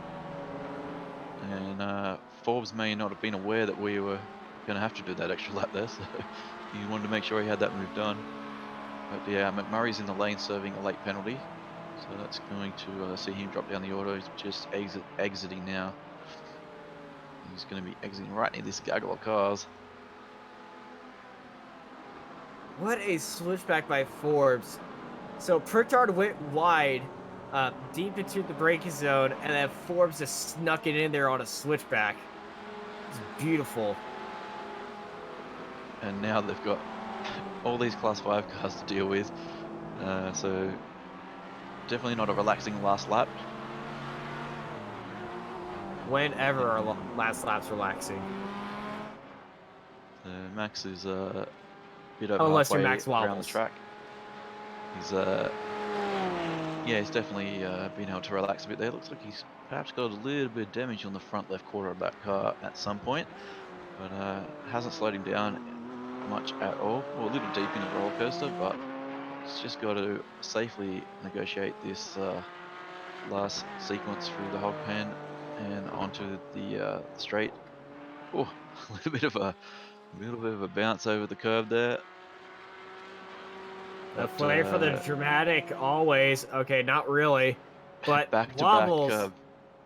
Back-to-back victories for Max as he crosses the line to take the win in the second race here in AER.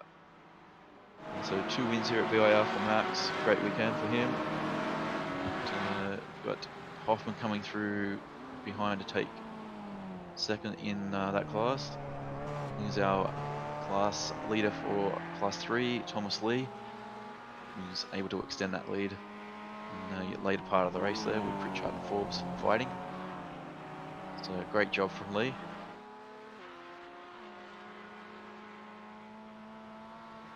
And Lee, good race for him. He's going to finish on top of Class 3 in that Helix MX-5. And Forbes battling through adversity in this race after being in the lead, being taken out by a car that was way down the field, finishes in second place. Yeah, that was Hoffman right next to him taking P2. in Class 5, and there's Andrisco just feeding his way through the traffic there as Max is doing some celebratory circle work in the background. So Lee, Forbes, Pritchard, the podium finishers in Class 3, and there's Arrigo. He looks like he's wounded coming across the line again. An eventful day for He's Arrigo. He'll definitely be not very happy after frustrated. this race. He'll be quite frustrated. It looked like he could have really had a win in both of these races this weekend, but not to be. Kennard coming through to complete the top 5 in Class 3. A couple of little excursions towards the end of the race there, but able to hang on to a top 5. Sure he'll be happy with that. And he's descending it into the infield there. I saved the rallycross line. So just a few more cars to cross the line, and we'll be able to recap the results for you.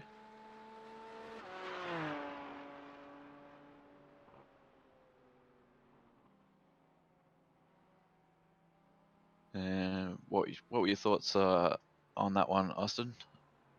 Well, it was a lot more chaotic, I must say, but it was very entertaining indeed. As here is your Class 3 results. Thomas Lee takes the win ahead of John Forbes. Jeff Pritchard finishes in third, followed by Michael Arrigo. Wilton Kennard, Justice Stone, Chris Fowles, Felix Broadaddy, Peter Monin, Tim Potter, Eugene McMurray, Richard Ash, Philip Moore, Christopher Lee, Matt Deming, Luke Party, Jarrett Novak, and Scott Bells in 18th place.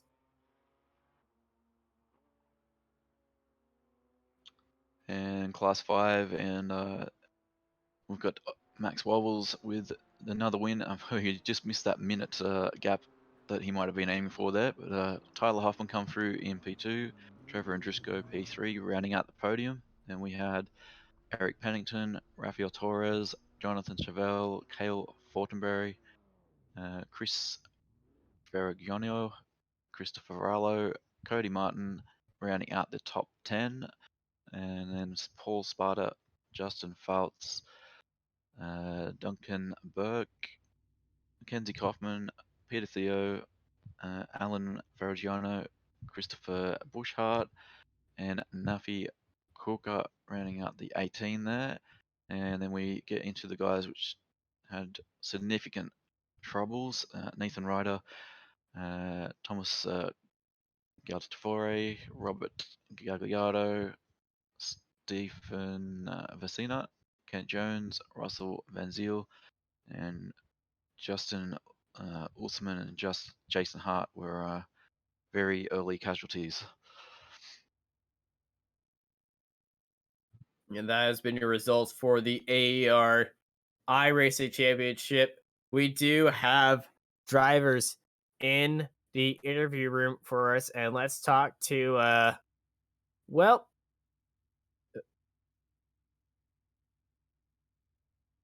well, he took race number 1 in dominating fashion. He took race number 2 in even more dominating fashion. Ladies and gentlemen, Max Wobbles. Hello, glad to be back. So, this race, well, the start was a lot better. And then you just held it in there. A few cars around you just that were looking tight for a contention, unfortunately, had their own little incidents. And you just pulled away and you got the win by 59 seconds and almost an entire minute. Yeah, it was a pretty healthy margin on this one. I felt bad going into Oak Tree on the first lap. I got passed by I don't even remember what his name was. He ended up quitting out, I think. But House, was it? no, it wasn't It was him. It was Hearts. That's what it was. Yeah, Jason Hart, I think is what it was. And then I came back on the inside and kind of we got together there and he spun out. So I did feel bad about that. I told the admins about it. They didn't say anything about it, so I guess it was deemed a racing incident. I don't know, but yeah, a little bit more hectic than yesterday. More cars, more traffic. Yeah, total of 45 cars on track today. Yeah, it was busy out there. I heard a lot of talk about the starts. Was there a talk about when you're going? Was it because I remember the first time y'all went when you wanted to. Was this time you had to go on green? Honestly, I don't know what the rule is on that. In AER, it's typically when they throw the green flag. I know in iRacing, it's kind of the leader controls the start. So I kind of just played it by the green flag and not trying to get an unfair advantage out in front of everybody when they were expecting something different. Well, you took your second win in a row. How you feeling about that? Feels good. Excited to go to Watkins next time. Do not have anywhere near as much practice at that track, so that'll be interesting to see. Well, thankfully you do have some time between now and then to get into the car and practice there. Yeah, I'm gonna have to have to use that, see what it's all about. It's a very different track than here, so it'll be fun to see. A lot less runoff, so no more room for mistakes there. That is definitely true. But before we let you go, anyone shout out? Yeah, I mean, just kind of reiterate from yesterday. Thanks to AER, everybody for putting this on, Summit and Hawk Pads, everything like that. I really appreciate everybody doing this. It's a lot of fun. All right, thank you. And before I let you go, I need to say something. Nice car, much race, much wow. I'm glad you appreciate that. I had a SpongeBob on the rear bumper too. I don't know if you saw that. I didn't. I don't think any car was close enough to get onto your rear bumper that we got a shot of it. Yeah, I mixed it up a little bit for this race. All right, man. You have yourself a good night. Thanks, you guys too.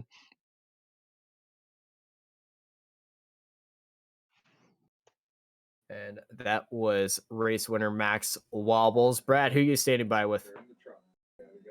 Tyler Hoffman, welcome to the Apex Racing commentary booth, and congratulations on a P2 today. How was it for you out there? Hey guys, how's it going? It was an awesome race. Ton of action. Awesome doing a multi-class race and having the Miatas and the Porsches out there. A lot of good fun. Yeah, it was a much busier track than what we saw yesterday, um, and looked like even more sort of incidents and sort of awkward, tangled moments in traffic. Uh, were there any particular moments that you really had hard in mouth? I was pretty fortunate. I was able to stay out of most of it. There was you can kind of see the questionable stuff coming, and you just got to be patient. Started I think P13 and finished up in P2. Wasn't the quickest car on track, but was able to work through the field and just keep it clean. Yeah, sometimes it's better to just fly under the radar a little bit and Yeah, sneak your way through as the others have trouble. Um, and is VIR a track that you enjoy? absolutely. VIR is one of the favorites. Looking forward to returning there, hopefully in the near future once all of this clears up. Not a problem. Well, thanks for joining us in the booth. Congratulations on the podium. Is there anyone you want to thank for we let you leave? Big thanks to everybody from AER. Miss you guys. Hope everyone's doing well. Thanks to all the racers for being clean and courteous. I know it gets a little dicey sometimes, and big thanks to the Kingpin Racing, everyone involved. Not a problem. Congratulations again, and we'll see you on track next time. Cheers. Think that you have to put your ego aside and say, I'm not going to drive the Cayman. And thank you, Hoffman, for hopping in here. And now we have Class 3 race winner Thomas Lee with us. Howdy, howdy, howdy, Thomas. How you doing? Sorry for Hi. interrupting you. Oh, no worries. We're just chit-chatting away. Sorry. Yeah, I kind of pulled you out in the middle of your conversation. My No bad. worries. No worries. So how's that race, man? Oh, good. Yeah, I think the key to it is just not even the speed. Is just really keeping your nose clean. It's just super tough with variable skill levels, and you don't know who's who. I mean, they might be really great on the track, and sometimes there's just a mess on iRacing or vice versa. And you just got to kind of learn who's going to be safe and who's not, just like in real racing. So giving some people more room than others and whatnot is it's just really tricky. The ending of that race came down to a kind of a strategy call for you, and you had to go into the pits late into the race on lap 33. Was that for a full stop of fuel and everything, or did you know you had a little bit time left and did you short pit a bit? No, I actually stretched the car all the way. I actually screwed that up and put in more fuel than I needed to, but I did not change tires. I knew I was going to be on slower tires at that moment, but only with 15 minutes left-ish, I figured I could still push through and not do a full tire change. Well, it paid out for you. Who took the win here at VIR for race number 2. Next round is at Watkins Glen. How's your experience around that track? Pretty good. Again, real life and iRacing a little different, but I think I can hold my own. All right, awesome. Before we let you go, anyone you wanted to thank? I want to thank everybody for putting this together in such a short amount of time. It's a lot of fun. I know there's a little bit of a teething pain with, people complaining about the hits and such, but still, it's a lot of fun. And at least we get to do this instead of sitting around at home, right? All right, thank you, man. Thank you. And you have yourself a good night. You too. Thank you so much. And I believe Brad is standing by with Mr. John Forbes. Hi, John. Welcome to the Apex Racing commentary booth, Hello. and congratulations on a podium there. Unfortunately, not a W, but a great finish. How was the race for you? The race was really good. I'm really happy to get back in second. Although towards the beginning there, I was 30, 40 seconds out in the lead, and I got taken out by one of the lap cars. I managed to fight my way back to the lead about halfway through the race, and then I got hit again and had to pit for repairs. Unfortunately, 3 laps before the pit window to be able to make it to the end of the race on fuel. So I had to pit a third time to get a splash of fuel to make it all the way to the end.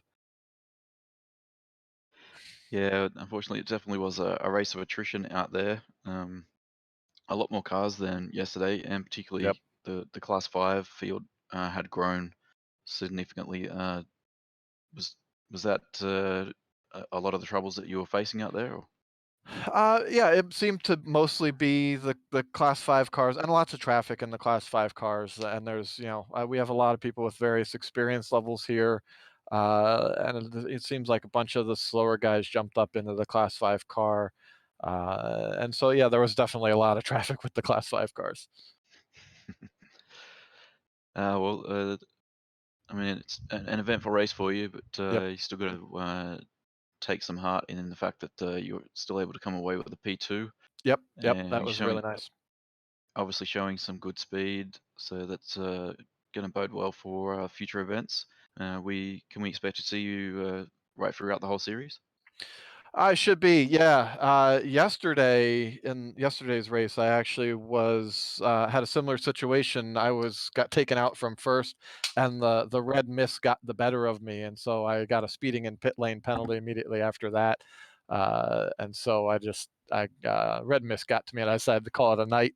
But I should be back for the rest of the series, I think. Yeah. Yeah, well, we certainly hope to see you back because you're showing some good speed out there, and it'd be good to have someone up there battling with Michael and Thomas. Yeah. So yeah, congrats again on the podium, and yeah, we do hope to see you out here again. Is there anyone you want to thank before we let you go? So thank the AER community. These guys are all great. These are all people that we race with in real life. Actually, Thomas, who won in Class 3 this time, my team actually owns a car that he owned several years ago, and there's a couple owners between us. But he saw us at the track one day, and he's like, "Oh, hey, that used to be my car." It's really cool, and so it's nice to see him on here and be hanging out with all of our friends that we can't see during this time. Uh, no problems, John. So yeah, again, congratulations, and yeah, we'll see you out for the next round. Thank you very Cheers. much. So that was John Forbes, our second place car in the Class 3 class. And I believe that's our interviews for today. Any closing thoughts there, Austin? Well, it's certainly a good way to finish the race on a kind of a high note. And I really can't wait for next race over at Watkins Glen because such a classic track and it's much wider and it's much faster. I'm definitely going to be excited to see on what these cars bring to the table. Yeah, we can expect to see plenty of drafting around Watkins, so it should be some very close racing there. And just before we sign off for the day, just a quick thanks again to the sponsors, Hawk Performance and Summit Racing Equipment, the real life American endurance racing sponsors are coming on board to help facilitate the virtual version of the championship while we're in the COVID-19 status quo. So yeah, thanks again to those guys for coming on board and for the AER for having Apex on board for the coverage. So just signing off. I'm Brad Clank, and we had Austin Knight in the comms box and Alex Simpson in behind the scenes doing all the production on the cameras and the overlay data and everything that we see. So yeah, thanks to him as well. And we look forward to seeing you out again next time at Watkins Glen.